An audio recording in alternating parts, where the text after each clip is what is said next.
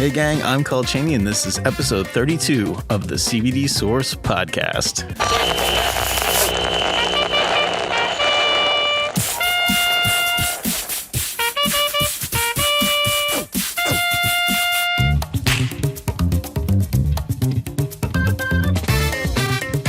Happy Hemp Day, gang. You're listening to the CBD Source podcast, your source for all things CBD.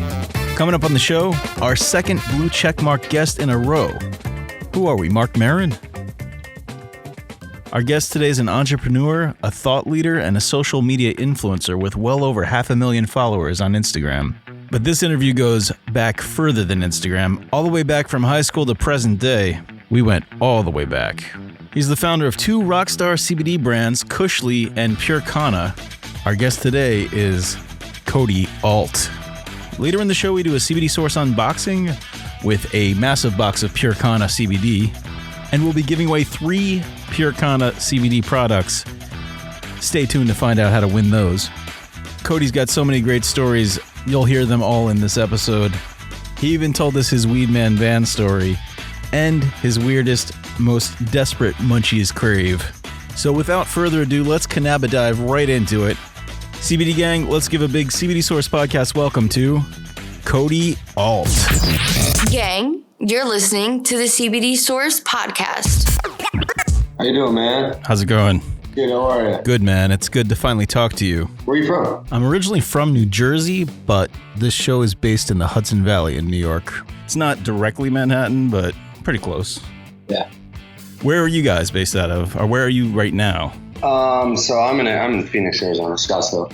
Okay, cool. But your companies are more like in Colorado or something? No, so I mean we're pretty much all over the U.S., but our products are manufactured in Kentucky and Florida. Oh, really? And yeah, and then our distribution is in New Jersey and Denver. Oh, that's cool. Yeah. Florida hemp, huh? Yeah. Oh, that's crazy. How many acres do you have down there? So it's we don't grow it ourselves, so we outsource the part of the growing, the cultivation part of it. Mm-hmm. Our lab is the part that's in Florida. So there's a lot of products that I like that I want to bring to the market that, you know, I like the scientists to just reverse engineer. So like, for instance, if I want, you know, like the best skincare product is, say, Neutrogena, for instance. Okay. I can bring that to our scientists and they can reverse engineer it and then see exactly how that it's made, make it my own, and then add, CBD and stuff into it. That's a cool way to do it. No sense in reinventing the wheel. Right. It's sort of like, I know that like China will take like American products, they'll go over and make it cheaper or make the same kind of thing. But that's cool to be able to do that with CBD and products here. I want to talk about your whole past though, because like I don't know how like we started talking about doing this interview a couple weeks ago. I think at the time you had 540,000 Instagram followers, and now you have like 600,000 over like 2 weeks. How the hell do you get that many new Instagram followers in 2 weeks? What are you doing right that we're doing wrong? One thing that I've been able to do very well is for the last 3-4 years when I actually got onto social media, Instagram, if you will. And that's market myself. And also while I'm marketing these other brands, kind of piggyback off of my own personal branding and building that while I'm building these other brands. So I've focused on, making myself, a thought leader or, someone that's a pioneer in the CBD space. Because when we started this, in 2017, there wasn't that many CBD brands around then. Right. All the ones that you see today, like Charlotte's Web and stuff. But there wasn't very many around then. So I think building my personal brand is very important, not only for the CBD brands that I'm currently building now, but also for, anything that I do in the future. So, I mean, anything from, press releases to giveaways, that's where you can mass gain a lot of followers very quickly. Yeah, sure. You must have like a giant mailing list too, like an email list, I'll bet. Yeah, we got a couple 100,000 or so. That's the shit, man. But anyway, I want to talk about your whole life because what got you to this point. You're like an entrepreneur. You're in multiple CBD companies. You're just like out there. You're one of the big players in this industry, and you've been doing it for longer than most people. So like, I definitely want to hear your whole backstory. Like for people who don't know you, maybe they don't follow you on Instagram yet. Yeah, man. So for me, I mean, I grew up in a tiny, tiny town of Montana, about 8 houses. Wow. So there's about How far did you have to go to get to a Walmart or something? A Walmart, man, about an hour and 15 minutes. Oh wow. Okay. Yeah. So right about 70 miles, 75 miles. So there's if I wanted to get McDonald's or anything like that, the closest one was about 45 minutes away. Oh, geez. So there's no fast food or nothing. So even to go to like a regular grocery store, it was 15 miles. Not much going on, I guess. Yeah, not much going on. I mean, how far was your school? That was the nearest town, which is 15 miles. And that was where I went to high school, and that was in Drummond, Montana. And that town had about 300 people, roughly. There's 110 people in my high school. That is a small ass high school. Yeah, no stoplights, 3 bars and 2 gas stations. One guy in the baseball team gets sick and you can't play. Yeah, exactly. Pretty much what it broke down to. Oh, that's crazy. So you were probably like, I got to get the hell out of here. I got to move to a bigger city or town. Like all these little towns in America, and especially like you've got access to TV, you got access to internet. You're seeing all these things going on, these movers and shakers. You see, reality TV stuff happening in New York and whatnot. Like that's how I was. I grew up in New Jersey, and I was like, Manhattan's right there. I got to go there. What's nearby, or like what was the closest big city to Montana? Like my geography's shit. Well, I mean, the city, what I thought was a city was Missoula. In that town, that's where I went to college, and that town had, 65,000 people. Okay, right. So that was the city to me, you know what I mean? That's where I went to college, and that's kind of where I morphed a little bit into who I am. I played college football there, and then I got hurt. And then I left, and that's when I first started, that first oil business in North Dakota that I did for 6 years. So you were an athlete. You were like a high school athlete, and you probably got a scholarship to Missoula. Is that what happened? Maybe. Yeah. So we had won 4 state championships in high school, 3 in football and track. Got close in basketball, but I played all the sports and raced motocross, snowcross. So I didn't watch a lot of TV sports. Pretty much, ran my life when I was a kid. Oh yeah. So and that's just kind of how I grew up. I was outside hunting, fishing. If I wasn't doing that, I was playing sports. So I was very, outgoing and constantly doing stuff nonstop. Okay. That makes sense. Yeah. If you're sports minded, and there's really not, you're not going to be eating McDonald's if it's so freaking far away. So you're mostly hitting the gym. Yeah, exactly. Did you have aspirations to get into like professional sports? Did you want to play for the NFL or something like that one day? Yeah, I did. That was always a lifelong dream of mine. And then I just had 3 bad injuries in a row. My collarbone, a meniscus twice, and then and I fractured my ankle in 3 places and 12 ligaments, and it was all on the left side. Jeez. All within a year's time. So I decided to hang up the cleats then and kind of take a different path. What that was in college that happened? Yeah, that was college. I didn't have any injuries in high school, not a broken bone, nothing. And when I hit college, that's when I guess it started falling apart a little bit. Never got to the paycheck level. That sucks. No. All the hard work you put in and you didn't get to the paycheck. What year was that? Like second year, third year? That was my, so the freshman year I redshirted, but yeah, it was my freshman year, the second year, when I would have actually been able to help or play a little bit or even suit up and stuff, Right. Oh, what a bummer. Decided to hang it up and move on to a different direction. Did they take away? Did you have a scholarship going in?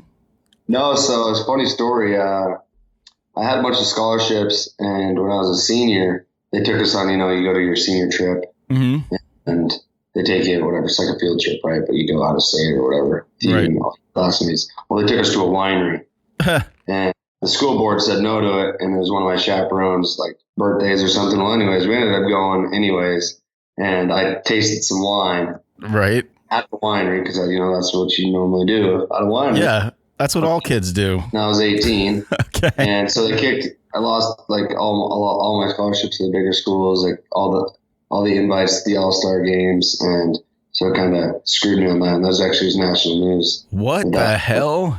Yeah, so that is set me back quite a bit there, but yeah. Wow, that's not even your fault. No, yeah. That is messed up.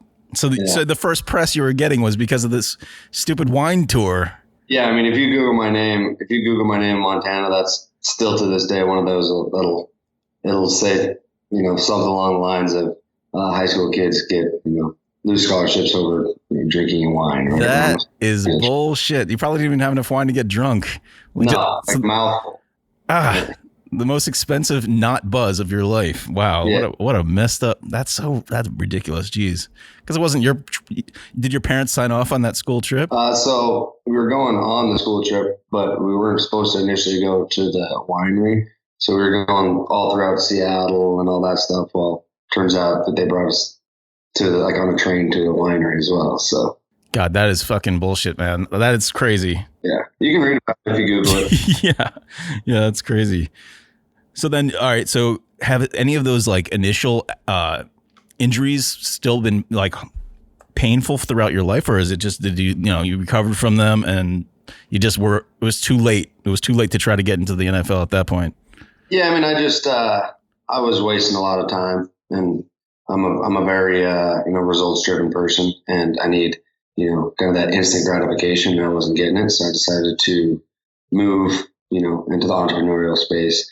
And even when I was in high school and I was still doing entrepreneurial things, when I was in high school, I almost got expelled actually because I went to the chiropractor a lot and I had a girl writing me notes so I could skip school and then run to that city of Missoula and buy speakers and then come back and flip them to kids at my high.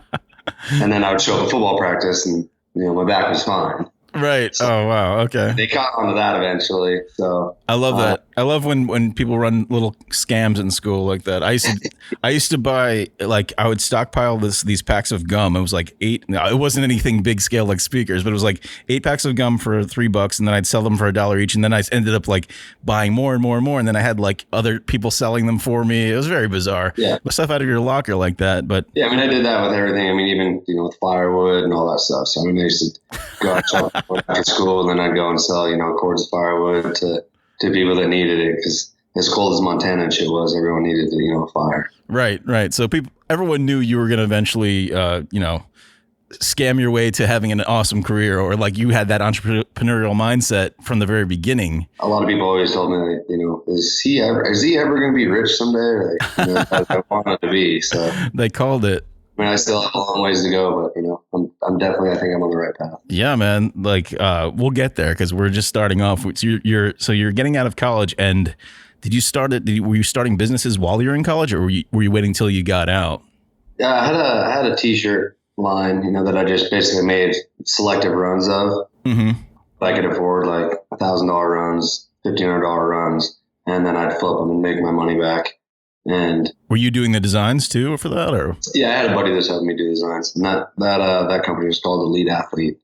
And so that was the first little venture. It was a t-shirt apparel brand just for gym fitness apparel. Right, and you were already known as a jock around school, so it had the athlete brand to it. Your name was behind it. Yeah. So this was before Instagram and Facebook, right?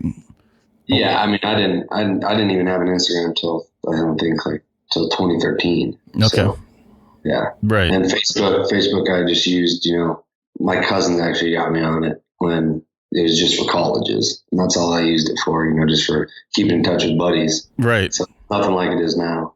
Now I can't even get on it. And it's someone always pissing and moaning about how they're unfortunate about something. So that's true. So when you were first starting out, you were just grinding. That was a real, we're selling t-shirts on the street sort of, but not on the street. It's probably just through connections, who you knew, that kind of stuff. Yeah. Connections, word of mouth. So if you spent $1,000 to make a t-shirt line, how much profit would you make on that? 2.5x. Okay. Wow. That's cool. Good. So then you roll that and you do a 3 times the size t-shirt line and then roll that. Yeah. I just, back then though, I just wasn't as focused and determined to making it work. I don't think, just kind of like a hobby to me. Right. So I wasn't at that time, I was just doing it to do it. I didn't really have any end goal in mind on what I wanted to do with that, or, I was in college. So, I might. Right. It's beer money. It's beer money for the frat party. $1,500 profit, but I probably spent $1,000 on Busch Light 30 packs. Yeah, exactly. That's just I was just in a different place than I am now. But you could see you had the entrepreneurial vibe going, even if you were spending it on beer. It was, you were getting there. Yeah, absolutely. So after you got out of school, you said something about an oil company. What happened to that? This isn't CBD oil. You're talking about like I'm talking about crude oil. Yeah. crude oil. Yeah, so Okay. I went to North Dakota. Started working on an oil rig, and there's 2 weeks on, 2 weeks off. You work from 6 in the morning to 6 at night for the first 2 weeks, and then you get 2 weeks off. And if you had a day shift in the previous hitch, when you go back, then it's 6 p.m. to 6 a.m. So you flip off. So it's morning or night. God. And that's 12 and a half, 13-hour days every day. You're on your feet nonstop. You can't sit down. Right. You're swinging sledgehammers, fixing shit. Like is the ultimate, just blue collar hard work. Pure hard work. My dad was a logger, and I worked on farms and stuff too, so I was used to it. So it was nothing against, like now people, think that like, not that this isn't work what I do now, but it's not close to what I used to do. You know what I mean?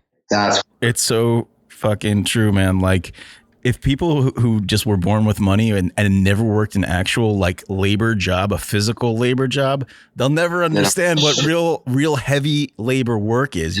You come home at night and you are just beat beyond all belief. Like there is nothing left in you. Off a shower, you just fucking out.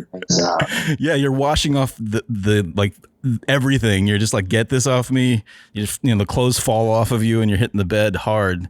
And then you wake up and do it again. It's like, no, it doesn't feel like it's ever going to end. Right. It's a hard grinding life. I can't stand when I see on like Instagram, Facebook, whatever, when people make fun of people who have those kind of jobs, like even waitressing, like my girlfriend's a waitress, like having that type of job where you're on your feet all day and you're having to like put on a persona and be happy and all this stuff when you're really killing yourself, like nonstop moving, nonstop. Like I can only imagine with the oil wells, how much work that would be. Jeez. Yeah, I feel for like waiters, like I'm pissed off mood a lot of times. There's no way I could be in a bad mood and go up and pretend. I just couldn't do it. You know what I mean? I'd get fired the first day. Right. And that's part of the reason why I'm an entrepreneur, because I'm a terrible employee. Yeah, you find out quick when you have jobs that you really should be working for yourself. Like when exactly. You're like, why am I busting my ass to make this little money when the guys above me are making all this money and I'm doing all the physical heavy lifting? You know what I mean? You're doing the heavy lifting and they're collecting the real money. So I guess you started doing that, and then how long did you do that for before you were like, all right, I'm enough of this shit. I got to go on my own. So I did. I worked on the oil rig, for about 6 or 7 months. And what I did is I just kind of networked and made some contacts to be able to get. We had mowers and skid steers, and my dad had a bunch of equipment because he was a logger. Mm-hmm. So, and he was currently hauling logs at the time, so he had semis as well. So I conned him into trusting me and quit the logging and going to North Dakota with me, where we started, getting some mowers that would mow like the hay along the field, along the main roads and stuff that trucks would go in. So like during the summer, it wouldn't catch fires and stuff. And then reclamating the pads. So once the oil rigs go in, drill for the oil, the pads are all kind of tore up. We would go in and lay new scoria and rock and build the ditches and, the waterways for these pads, and make them basically back to brand new and pretty, and, sod them and stuff like that. Mm-hmm. So that was our entryway in, and we were getting paid per equipment, we were getting, $80 to $115 an hour per piece of equipment. Okay. So that was kind of the entry level and the start. How did that conversation go? Telling your dad, hey, I got a whole nother career for you. I know you've been logging my whole life. Yeah. Let's take this equipment you have. I know how to make more money with it. Yeah. Is that basically how it went? Yeah, pretty much. Yeah. Right. Yeah. So he kind of trusted me there. And then, we moved into the semis and hauling up crude over the road. So we would have tanker trucks that were hauling, 180 to 220 barrels of crude oil, over the country from North Dakota to Colorado, and then went down to Texas and all over Texas for a while. And yeah, so you're just oil hauling for a long time. Like, how long did that last? That must all over the road, six and a half years. Wow. Made some bank. Yeah. Nice. It was good, man. It was a good run for a while. We started in North Dakota, and then we went to Colorado for a while. Mm-hmm. And then I was in Texas for like 2.5, 3 years. And when they wanted us to go back to Colorado, I told my dad I was toast. I'm done. I'm not doing it anymore. Did he stay with it, or? Yeah. So he's still keeping that business alive? He's not anymore. He kept doing it for about another 2 years after I stopped. What year are we looking at now, timeline wise, just so I can place it to where you are now? 2015 is when I quit. Okay. So you'd been on Instagram for like 2 years at that point, or Facebook. Instagram didn't really exist. When I first, I haven't deleted anything. So, besides, some current, some ex-girlfriend's photos or whatever. Right. But I mean, if you scroll down to the bottom of my Instagram, you can see the semis. I use that as my life timeline, like where I was at that point in that juncture. So you can scroll down, like what I used to post. It was never anything business wise. Like I didn't pick up on actually growing my social till 2015, like building my personal brand when I started the meal prep company. That's when I first started to really realize the power of social media and the reach that I could get on how powerful that was. Right. It's almost like, not industry standard, but it's almost like every human standard now of like your personal timeline is out there for everyone to see. Yeah. If you scroll back far enough, people who made it, you can see where they started, and actually like through a series of photos and like words, you can see their actual progression. It's pretty cool. Or at least the social face that they put out. Yeah. I mean, I have to scroll down to look, I know that I have pictures of me in a semi getting pulled over for speeding and shit. So, and I have like 200 barrels of oil that I'm hauling. Oh, wow. Basically on a bomb. So, wow. I'm just different than a lot of people with that social media aspect. Like a lot of people want to delete that and just show their glamorous life. I'm not that way.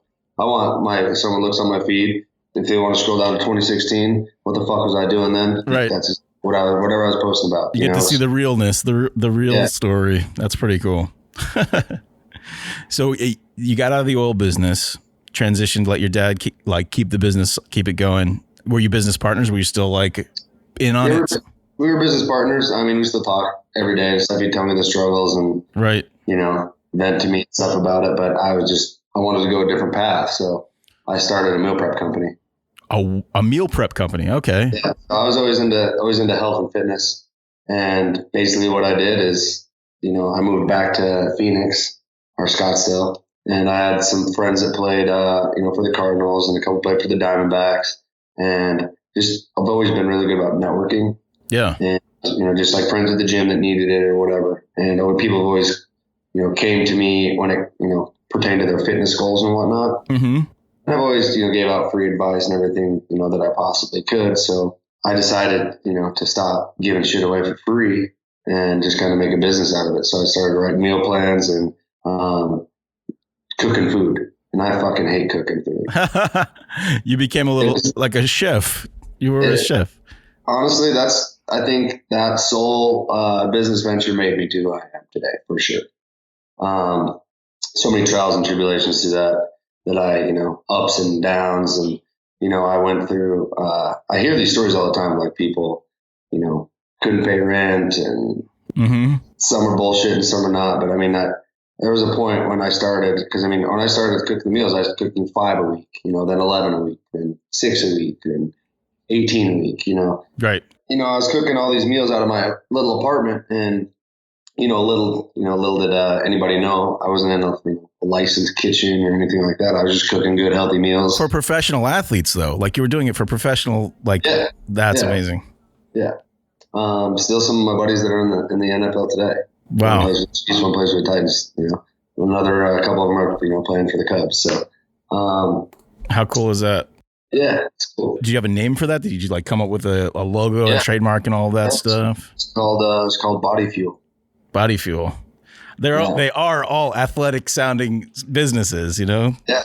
That exactly. Totally makes sense. That's cool. Yeah, I love that. This is good advice to anybody out there. If someone's coming to you over and over and you're giving away something for free, obviously figure out a way to monetize that. You know what I mean? Like, you have an act for it. So it means you have, you're able to give someone value, even if it's one person, if you help that one person, they're going to, when you do a good job at it, it might be a slow start for you to get going, but they're going to tell another person, trust me. And then that person's, 2 to 4, 4 to 8, and it just multiplies like that. It's kind of like the guerrilla marketing, Whenever you see a problem or something that there's a hole that you wish was fixed, that means multiply that by 10,000, multiply that by 100,000. That's probably how many other people would benefit from that hole being fixed. And if you're a guy that can fix that or like fill that hole, go for it. Figure out how to make money with it. Because a lot of people will be like, oh, wow, I'm glad this hole is now filled. Yeah. And I'm willing to pay for it because this is what I needed in my life, just like you needed it. So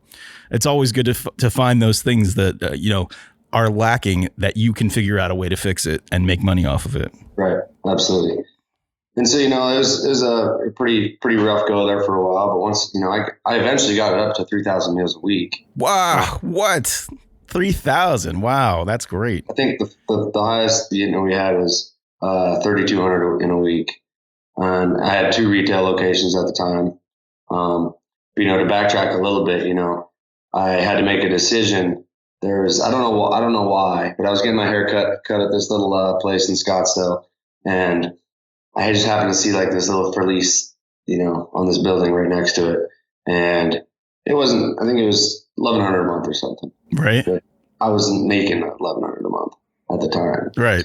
I was doing this, cooking meals, and I was bartending at night to help generate cash to do whatever I needed to do for the business, whether it was even going to FedEx to print off flyers to put on cars. Yeah. And it's funny, the gym that's across from my house that I live at now, I was passing out flyers one day, like a Saturday morning at like 5 a.m. and they emailed the company back and said, hey, please have your staff, this is a private gym.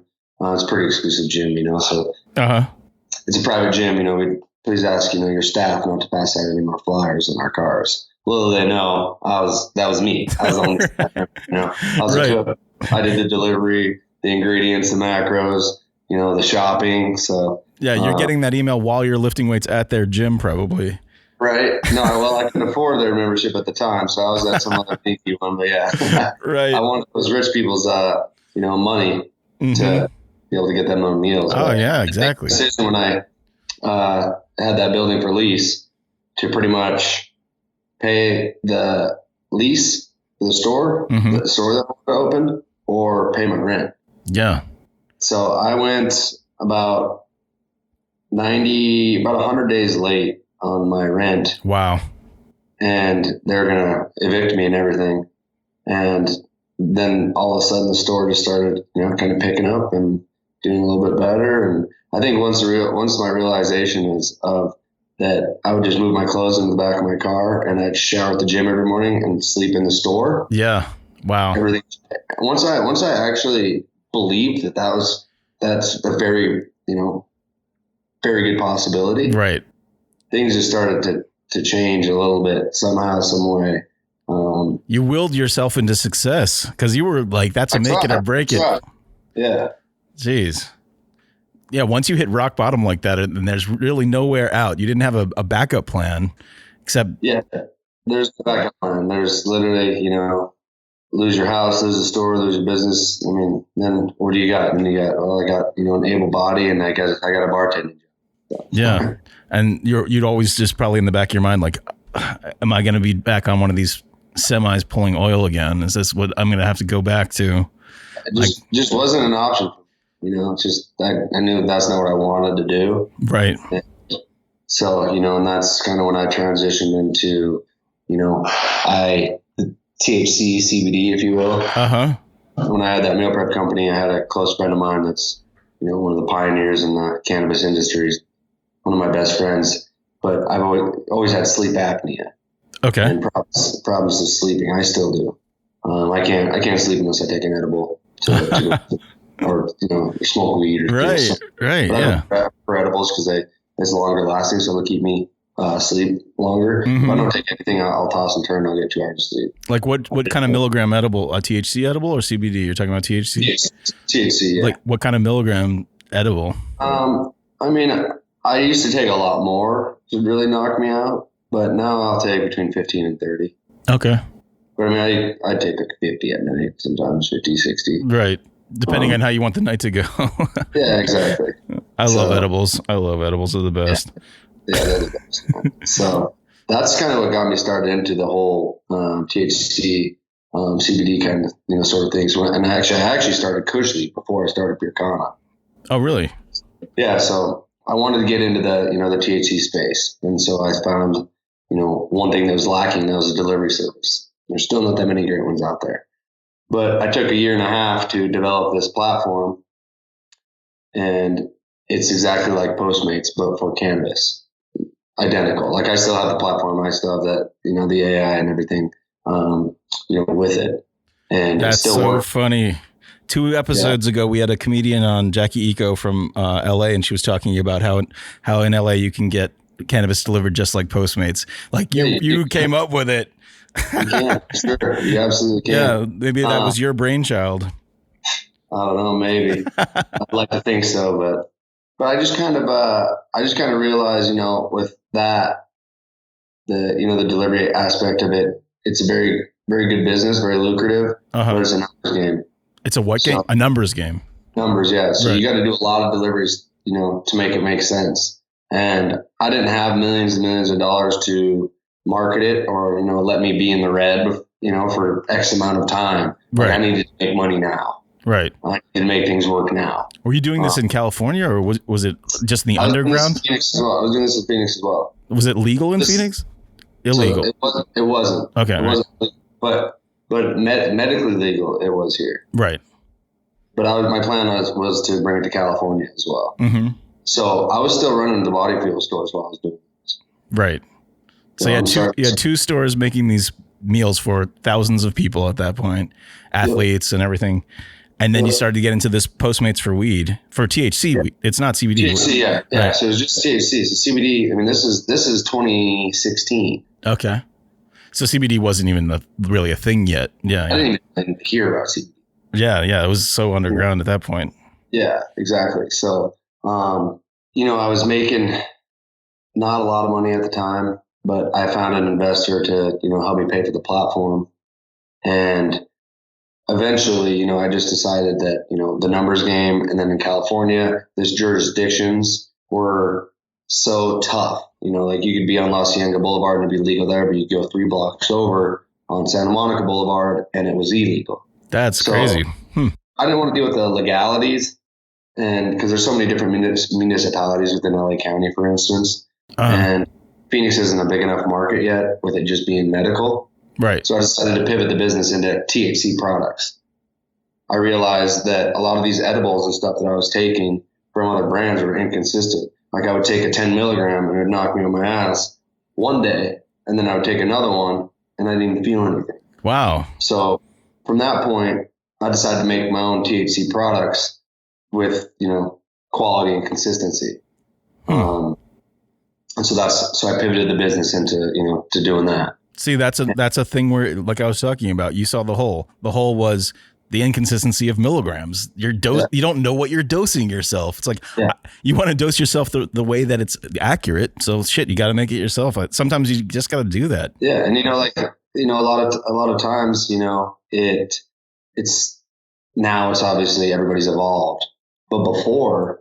You're just kind of like the Wild Wild West, when you took an edible. Yeah. They're just like, well, let's just mix this shit in there, and this piece will have 30, and this one will have 10, and this one might not have any, so it's. Well, in New York, it's still kind of the Wild Wild West with that, because it's totally, if I get an edible from somebody, it's like a cookie, and I have no clue how the fuck strong that is, I mean, they even see a vape pen in, Midwest, like New York, they're like, what is that? Right. Oh my God. Yeah, you're right. Jeez.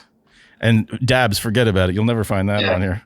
Yeah, that's different conversation for sure. Yeah, totally. So you started manufacturing your own THC products? Yep. So started doing that. Was all right. Was success with it. I went through a lot of learning curves with, and had a lot of downfalls with just packaging and compliance, and. Wasted a lot of time and energy and money on that. You're trying to sell. You're selling through dispensaries and stuff in California. Is that the deal? Yeah. But even before that, just getting the products to market. You would waste all this money. Like I put $30,000 for packaging, right, and had all the right legalities and compliance and everything through the state. And then right when I got that packaging back, they had a review and they changed some shit. Yeah. So, and then I had, and then you got to redo the packaging again. Oh, that's expensive. Yeah. No, drop another 30 grand just to change one little thing. Yeah. So it's a very, you know, I learned a lot in that aspect of, you know, that part of the business, but that's also what pushed me more to the CBD side. See, this is how we get to the like all of this leading up to this is how we get to the CBD side. Hold that thought for 1 second and we'll be right back.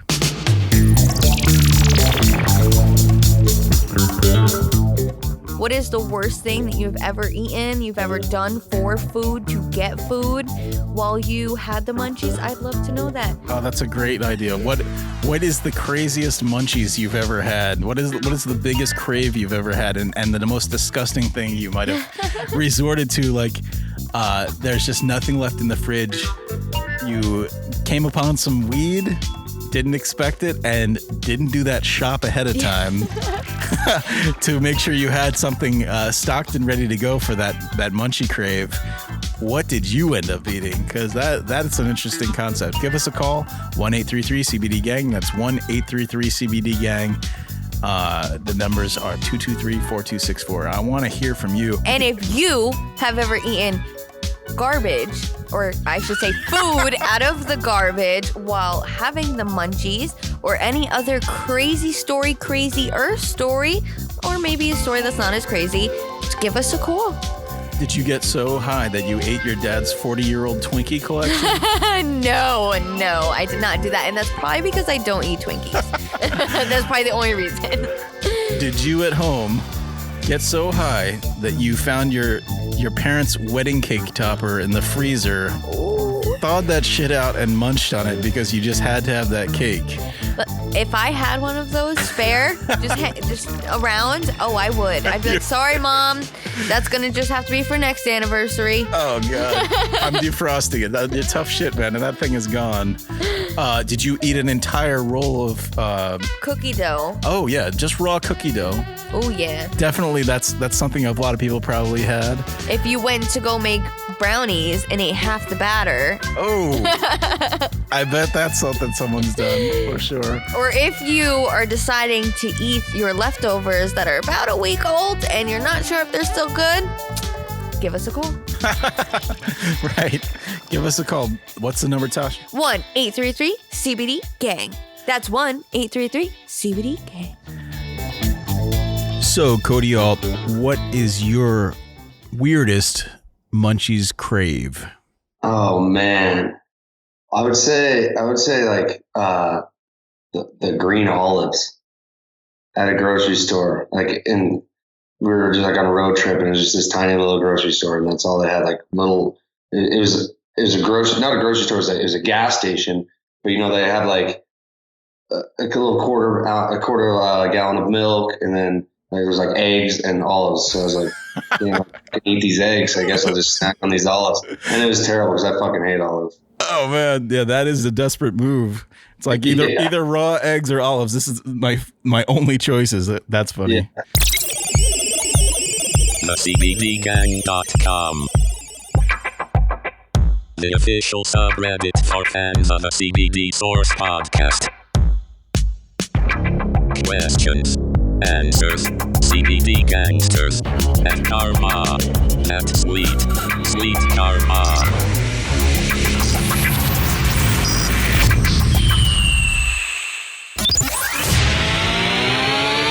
Gang's all here. The CBD Gang. Give the show a call at 1-833-223-4264. That's 1-833-CBD-GANG. All right, so now we're finally getting to the meat of the CBD story. What we got to do everything we tracked through your life and all these different entrepreneurial ventures, and now we finally made it to CBD. So how did you make this transition from the THC products to the CBD? By the way, before we get to that, did you have a name? What was the name for your like THC brand? Did it have Kushly. Kushly, okay. And Kushly is Kushly still THC, or is it both? Is it CBD or? So I just now, I still have THC gummies.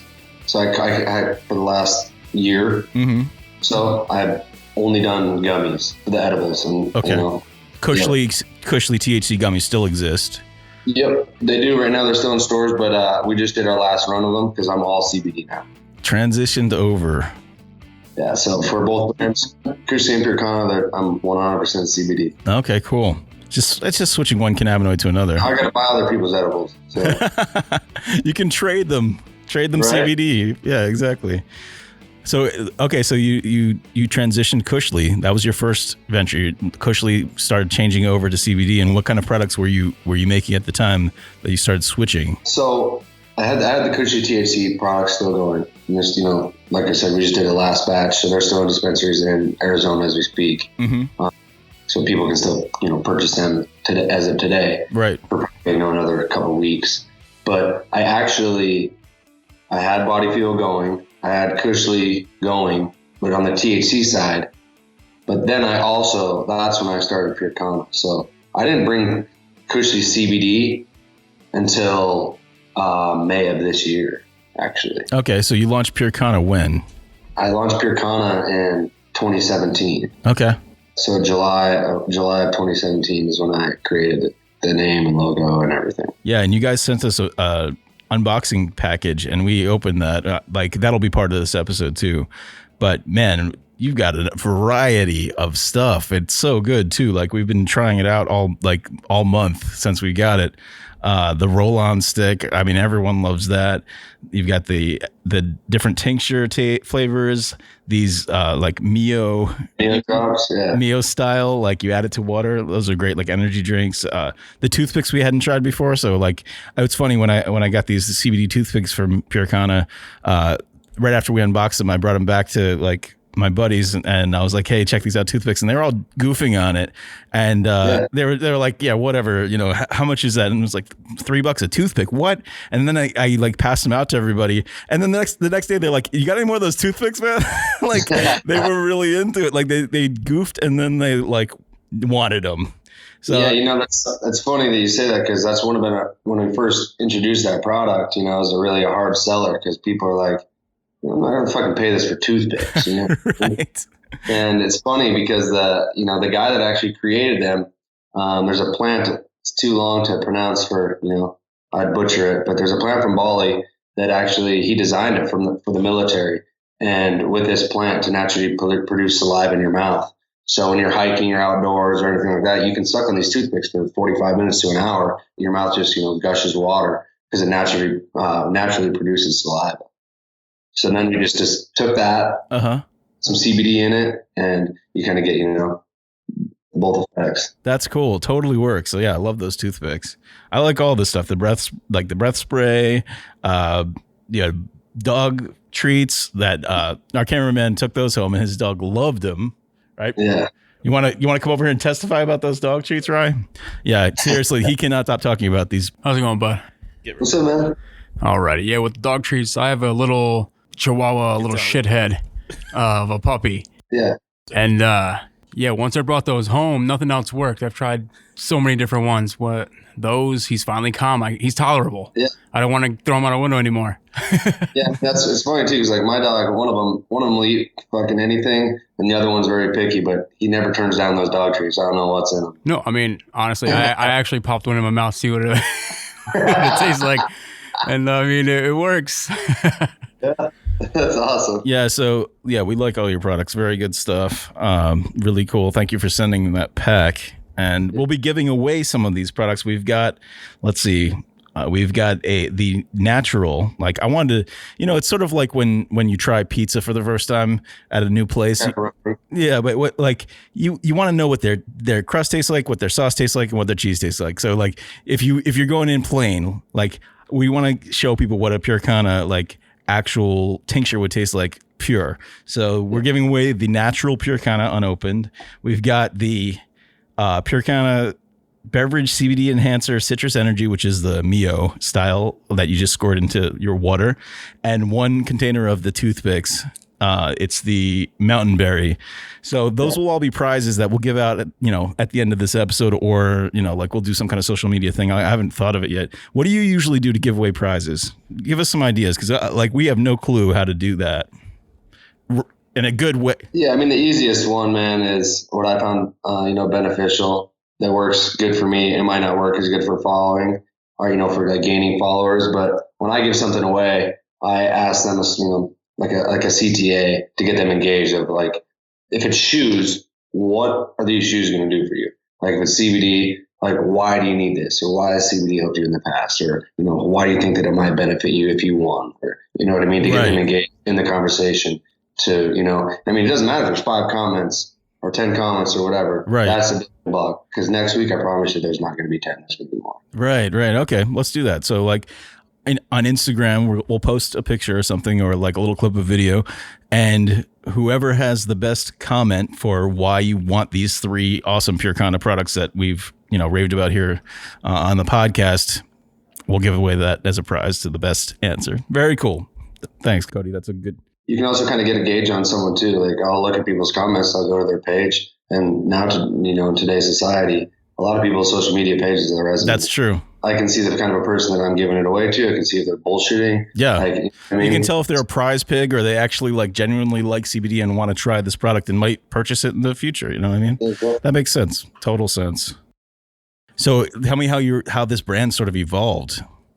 You have partners, right? Yeah. Yeah. So I got one, in PureKana, I got one partner, Jeff Yock. Mm-hmm. And then we have, amazing marketing team behind us as well. But him and I just, How did you meet him? How did you guys get together? He's mutual friends with one of my other friends that had they actually had a company that gave me products for my body fuel for my fitness store. It was overnight oats, so it's just like awake in the morning, put oats into milk in a shaker cup, and you'd have like breakfast on the go. Oh, that's dope. Yeah, so I met him through a mutual friend, and I used to buy products from them all the time. So and we just got along well, worked well together, and it just kind of went from there. Do you still make the meals to go, the body fuel stuff, or does that? I don't. It's done. I don't. That's long gone. Yeah. So I haven't done that. I haven't done that since beginning of the end of 2017, I think, is when I let a guy run the locations. He's still cooking some meals and stuff for people though. Are you still part of it at all, or you just totally sold it off? Nope. No. I just got rid of it. And now you're pure CBD. You've just pure CBD. That's right. That's great, man. That's awesome. We need people like you that are out there grinding and know how to get your product out there and know what's good, can find good quality stuff, make good quality stuff, and get it to market, and have a positive brand that really helps change people's lives. So, and you have a massive influence field, or whatever you want to call it. Like you have a good reach, right? So you can really contact a lot of people and get a lot of people into knowing that CBD is not this scary thing, not gonna, like I tell people every day that you're scared to try or whatever. I take it every single night. I don't know what to say. Have you found that CBD helps you with working out or anything like that? Does it help with your recovery, muscle recovery, or anything like that? Yeah, so I take CBD religiously before, after, middle of the day, wherever it is around me. I'll just be walking around the house, and I see a ball there, and I'll put a serving in my mouth, or I'll take a couple gummies, or chew on a toothpick, or right, whatever it may be. One of the main components and benefits of CBD is anti-inflammatory. So as hard as I am on my body, can't hurt. How many times a week do you hit the gym? So like right now, I'm really trying to lean up, so I've been going twice a day. Twice a day? In the mornings, I do 30 minutes of cardio, and then in the afternoon, I'll lift, and I'll do another, depending on my mood, I'll do another 15 to 30 minutes of cardio, and then I steam. So the afternoon session is an hour and a half. So I would say I'm working out about 2 hours a day when I'm trying to lean down. But on average, I would say I probably work out, 9-10 times a week. Holy crap. Jeez. That's motivating. That's what you got to do. You got to, if you're a huge part of your brand, so you got to maintain that too, it's just like, I kind of feel, same thing as like, a personal trainer, or, if I want to be an advocate for, people in the CBD space, not that you have to be in shape or, whatnot, but if I can have, a very healthy stature body, and I'm taking these, CBD or THC or everything like that to prove, that you can be a functional stoner, if you will. Right. Or whatever it may be. It's all in, dosage and, washing out what you're doing. Just because you maybe get high at night to sleep doesn't mean I'm fucking sleeping all day. Because I guarantee I'm up and moving before people. majority of people, you know what I mean? Exactly. You're bench pressing them while they're sleeping. Very cool though, man. I'm glad that you're in this industry. Like people like you need to be stepping into this game, and you're an OG now because you've been in it for so long. By comparison to a lot of these new startups that are just coming out of the gates now, trying to like seeing what's hot, seeing that the money is there, and they're like jumping in just trying to get a paycheck. But you've been doing this for a while, and you actually use the products, and you actually use it for muscle recovery and for sleep and all of that. There it is. Nice. He just held up a bottle of PureKana, the natural. This is the same one that we're going to be giving away. Hey man, don't leave too far from my side. Yes, this is the natural though. This is a 5,000. Wow, 5,000 milligram. Yeah, so I'm not sure what we sent you, but this one's 300, so 5,000 is. I take the high. Oh, slightly more. How much is one dose of one tink? We call them tinks, like one dropper. How much? Because it's like, you have a drink, you have a tink. So like, how much would be one? I'm going to do the math right now. So 5,000, and it's like, it's a 1 ounce bottle. So 30 milliliters. 2 ounce bottle. 2 ounce bottle. So that's divided by 60. Yeah. So there's about 83.33 milligrams of CBD in each tincture if you do 1 milliliter, right? So there's technically 60 servings per 2 ounces. Right. So I divide, since it was 2 ounces, I divided it by 60. So it's 83.3. So like one full dropper is 83. That's a good hefty dose. Do you take the whole full dropper every time you take a tink? Yeah, I'll take a couple. Nice. Yeah. So you've got cannabinoids running through your body all day. You're bristling. The bristling. Fire, keep it fire. I'm running on CBD. That's great. Awesome. Yeah, it's cool when we talk to people who are actually like not only have a brand but really use it. Like you're actually actively using it in your daily life. So that's great. Yeah, I mean, it helps me a lot. Like, I'm obviously here to build a brand and make money and exit someday. And I mean, a lot of people know that we just got acquired. PureKana did by Heavenly RX. So. Obviously, one of my goals is to build these brands up, but I want to be known for, being the king of CBD and building these massive brands. And everywhere you go into Whole Foods or Walmart or CVS or Walgreens or whatever it may be that, you see my products. That's my personal goal. So the money comes after that. You know what I mean? Right. If you're doing a good job and you're helping people, the money's after, that's after the fact. Right. And it's always good when you're doing something. When you're making money doing something that actually benefits people, you know what I mean? Right. Like when you're like looking back on working in the oil industry for so long and you just think of like, oh man, the carbon footprint that I was working, like the damage I was doing to the environment or whatever, that kind of stuff. And now like every day people are taking your products and benefiting from them, like they're, if they have ailments or whatever's going on with them that they're remedying with the CBD, like they're actually waking up happy to take your product and, feeling better about their life, about themselves. So that's got to be a good feeling, like to know that you're putting something positive out there, really positive out into the world. I think that's awesome. I agree. Thank you so much for coming on the CBD Source podcast. It was really fun having you. Definitely want to have you back again. It was cool to learn about your whole origin story. I don't know how many times you probably have to tell this kind of story over and over whenever someone talks to you, but it's really cool to hear you go back on the Instagram, you see the chronology starting in 2015, 2016, but we went all the way back, like we're here in pre-Instagram. So anyone who actually follows you on Instagram, which is a huge portion of the American population probably, and wants to know the story pre-Instagram, this you can hear, just back up this podcast and you'll be able to listen to the whole thing. So very cool, man. Thank you so much for coming on. It's been really cool getting to know you, and keep in touch because I want to see what happens like as these products grow and stuff. Absolutely, man. I appreciate you having me on, and we can do it again. Absolutely. I do want to see where this goes. Like you're just starting out. You're like, what are you, like 30, 31, something like that? Just turned 32, yeah. So. There you go, 32. So you got a ways to go. Your career is very bright. So good job, man. Good job getting where you are so far. And we all will look forward to see where you go from here. And maybe in a month you'll have like 1 million subscribers on Instagram. We'll see. You're growing so fast, man. It's crazy. I appreciate it, man. Thanks for having me. All right. Talk to you later, man. See you, bye. Peace. Ladies and gentlemen, you're listening to the CBD Source podcast. We'll jump out of this interview and we'll listen to some of that CBD Source unboxing with PureKana. Let's check this out. Ready? Here we go. Let's do it.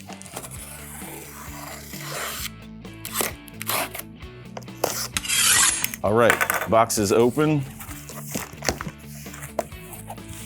The lav mic on my chest is picking this up pretty well.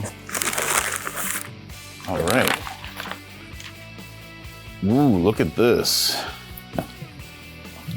Let's clear out this cardboard crap because underneath there's this beautiful black box with the PureKana logo on it. Health, quality, wellness, pure CBD, pure results. All right, let's open this thing up.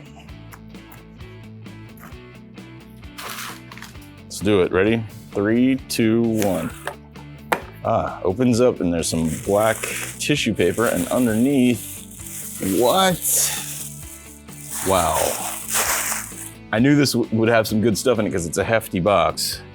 All right, so let's see what we've got here. Whoa, there's so many things in here. Okay, it looks like some kind of Mio type of drops that you add to water.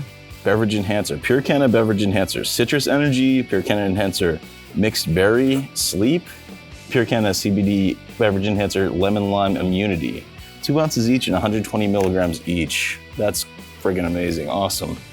I will try those later. I didn't know I'd have to have water to add these to, but I will try those later. Very cool. Okay, we've got a PureKana cucumber bath bomb. Wow, that looks great. That'll be fun.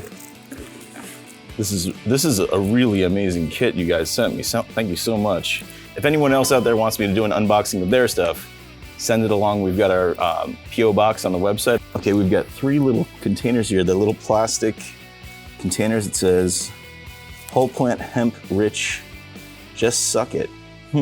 Mountain berry 10 infused dental picks. All right. Anthony was talking about this. They're like toothpicks that have CBD already infused into them. You suck on the toothpick and you're getting 250 milligrams per tube, 25 milligrams per pick.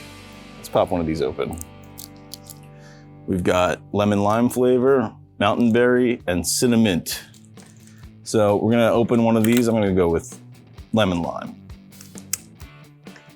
How much do you bet there's limeine in here? The lemon lime terp. All right, sublingual application. Place in mouth while continuously sucking pick for a minimum of 5 to 10 minutes. So to soften release, microdose effect should be felt within 20 minutes. I'm gonna put that in my mouth right now. It's good. You wanna try, Rye? Yeah. There you go. Cool. Sweet, it's really good. It's good lemon lime flavor, I like it. All right, next thing in this box, 500 milligram bottle. It says PureKana CBD, 25 vegan CBD gummies. Nice. 500 milligrams per bottle, and there's 20 of them in each, so each one is 25 milligrams. Crack this baby open. It's got a nice tamper-proof seal, so you know that it's not been opened. And let's take out a 25 milligram gummy. I'm going with a red bear. You want an orange bear? Take one. All right, let's give this a shot. So these are vegan, which means they're not using the animal products to make it. Nice, sweet. Yeah, it's a pectin gummy, so it's made, with vegetables instead of animal. Nice, that's delicious, really good. Good stuff. I should line these up so it looks nice on camera, right? All right, I'm gonna take this toothpick out right now so I can eat this stuff. All right, what do we got next? Man, there's another bath bomb, a black one. This one says activated charcoal. That's cool. We got charcoal and cucumber bath bombs. Pretty sweet. Those should be fun. Yeah, bath it up. We just got back from the Atlantic City Cannabis Convention, or the New Jersey Cannabis Convention in Atlantic City. So nice and relaxed with a lot of CBD in us, and now we're adding more CBD to that. So this is amazing. PureKana Muscle Relief. This is a muscle CBD relief menthol roll-on gel, 3 ounces, 600 milligrams. Let's see if it relieves my muscles.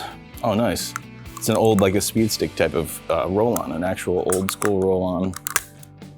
I popped it open. All right, let me see if I can shake it up if it has a sound. No, it's just solid. It's so solid. It's so full of liquid that there's not even a shake to it yet. I'm gonna just put it on my calf. It smells good too. I'm trying to see what the smell is. Organic aloe leaf juice is the first ingredient, so that must be what it is. It's like an aloe and there's like a camphor type of smell. Yeah, camphor bark oil's in there. Really good. You wanna take a whiff? Clears your sinuses out because it's really like mentholated. Nice.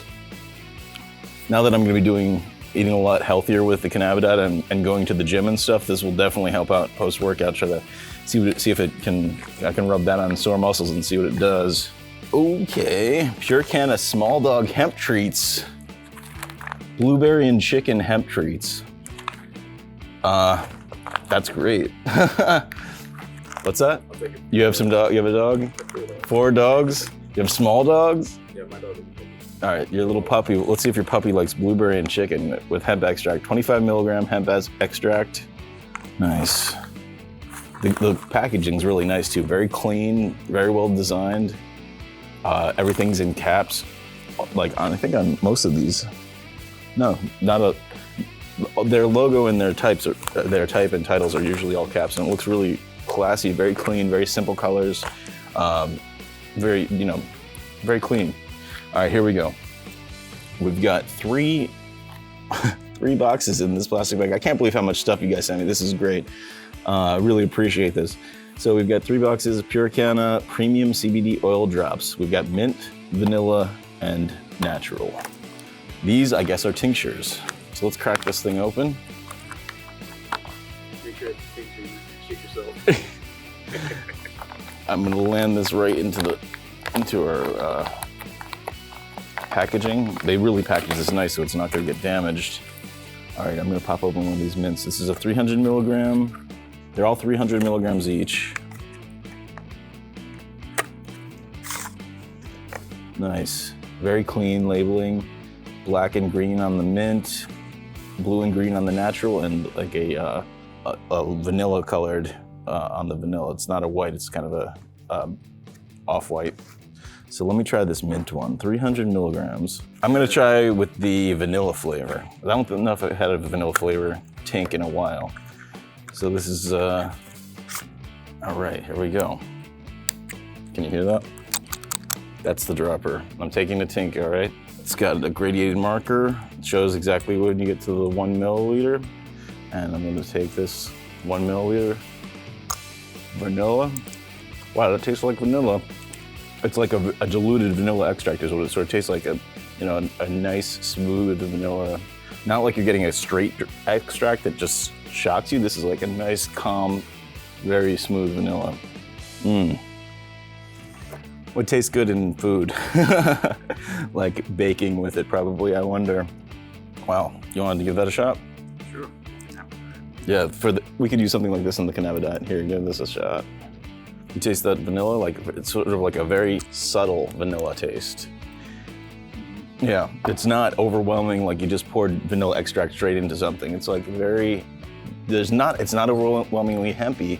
It's like a very nice, calm, very peaceful little vanilla in there. I like it. Like that I can see chilling out with that.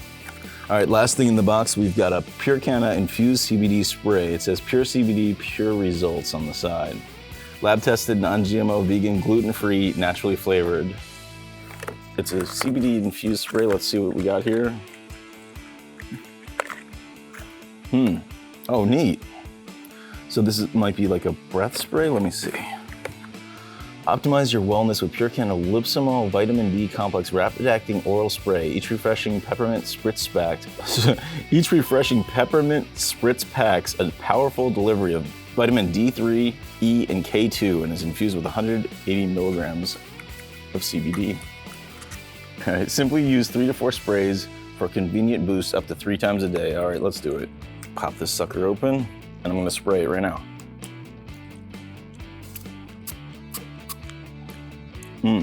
Nice. It's good. It's not overwhelmingly like shock you minty, but it's pretty good. Here, give it a shot. It's almost like a Listerine type of spray. Pretty good. And really nice and slim and compact. You can keep that in the pocket, no problem. It's about the size of a blunt, maybe. but it's a nice metal tube with a plastic top, so you don't accidentally spray it inside your pocket. So let me just run through what we've got. So we've got these awesome toothpicks that are all infused with CBD, which I think I'm gonna start using, just chilling out at my desk. We've got 3 drink liquid droppers, like they're sort of Mio type of containers that you would add to your water, to have some CBD mixed water throughout the day. This bottle of CBD gummies, which tasted freaking delicious, and I will definitely be devouring those. A CBD PureKana Muscle Relief roll-on, which is like a speed stick type of roll-on. 2 bath bombs, one with the one's cucumber and one is activated charcoal. A bag of small dog hemp treats, blueberry and chicken flavor. PureKana CBD infused spray, the breath spray that I just used, the peppermint one. And 3 different 300 milliliter tinctures in vanilla, natural, and mint. So all in all, a great haul here from PureKana. Thank you guys so much for sending this. Like I said, if anyone else wants to be reviewed on CBD Source Podcast Unboxing, you can call us 1-833-CBD-GANG and we'll give you the details, or you can send it directly to our P.O. Box. I will be enjoying all of this, and I'll enjoy talking to you soon on the CBD Source Podcast. You can get to all of our links through cbdsourcepodcast.com. This has been a fun CBD Source unboxing. Tune in next time to see more CBD being ingested by me. Thank you. CBD. Gang's all here. The CBD Gang. Give the show a call at 1-833-223-4264. That's 1-833-CBD-GANG. Hi, Anthony Sullivan here for the CBD Source Podcast. You've heard the rest, now listen to the best.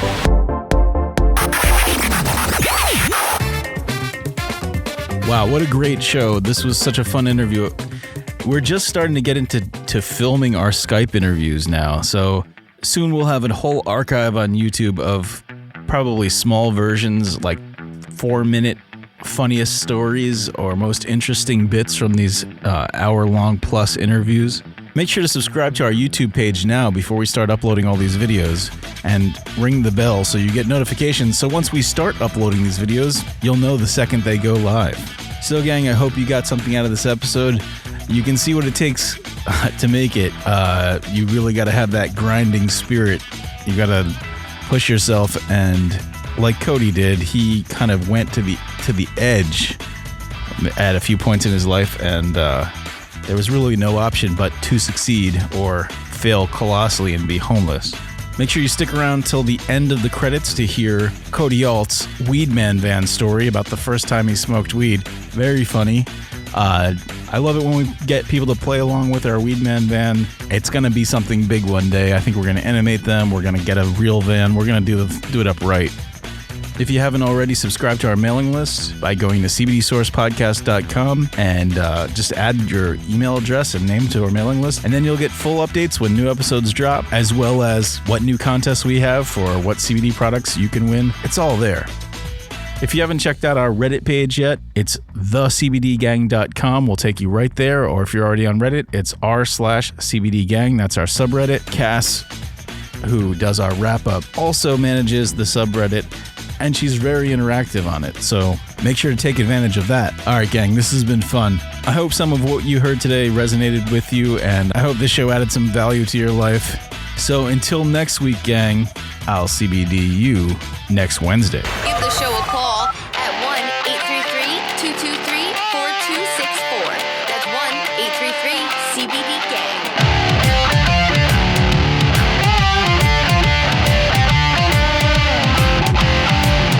CBD Source Podcast is written, produced, and hosted by Cole Chaney. Graphic design, photo, and artwork by Ryan Weber, Johnny D, Kevin Bierfelt, Steve, and Cole Chaney. Marketing by Penny Spinazzola. Special thanks to our resident CBD guru, Akash Patel, our CBD Source Vape Lounge expert, Anthony Maltese, our C-Body Fitness instructor, Danny, our personal cannabidiet CBD chef, Ryan Weber, our CBD News co-host and vocal artist, Tasha Miller, and our CBD Gang subreddit mod, social media maven, and wrap-up girl Cass. That's me. Additional thanks to Caitlin, Liz, Ryan, and Kevin for lending your vocal talents. Want to be a guest on the show? Or do you have a great Weed Man van story? Or a story about your craziest experience with the munchies? Call us at 1-833-CBD-GANG. Again, that's 1-833-223-4264. And leave a message. We like your story, we might play it on the show. Visit us on cbdsourcepodcast.com for all your links to social media, YouTube, and our message board, r/CBDGang on Reddit. Be sure to subscribe to the show on iTunes or wherever you get your podcasts. We'll see you next week.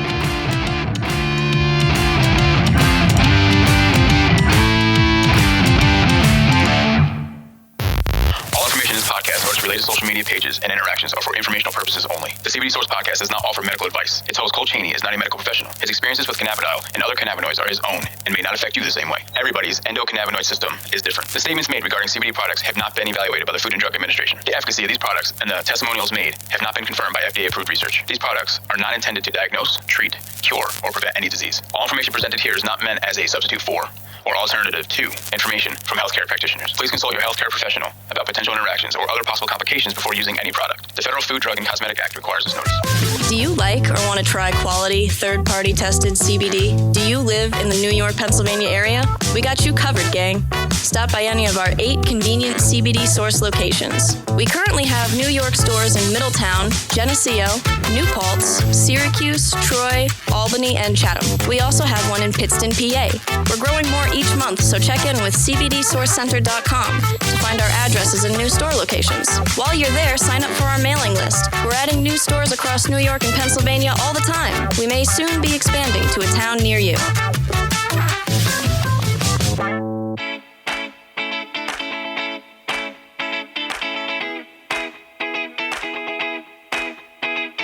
Hey gang, want to score free CBD? Sign up for Loyal and Save online or on your phone and use it whenever you shop at CBD Source locations.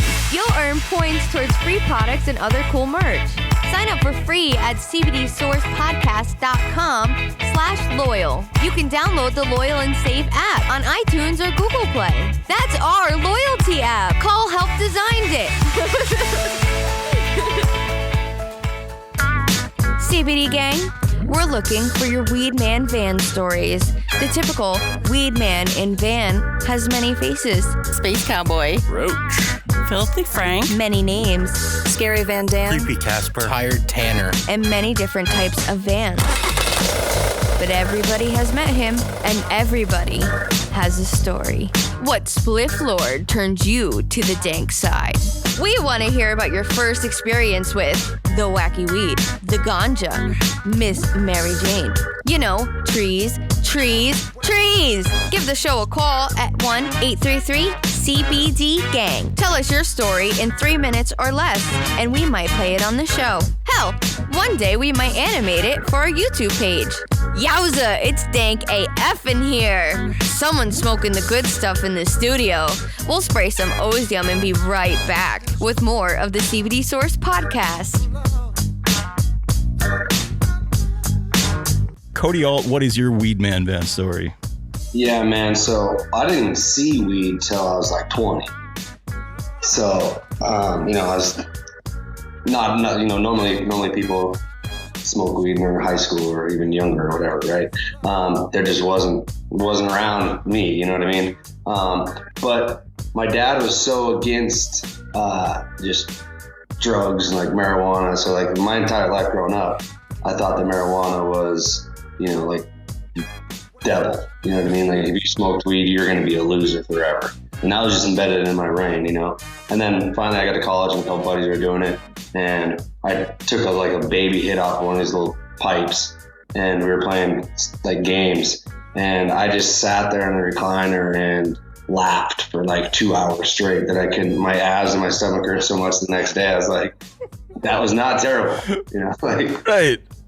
Yeah, you learned that it wasn't the devil after all. Wow. That's funny. I did a couple more times with my friends, and they just realized they couldn't smoke weed with me because all I did is sit there and laugh and talk.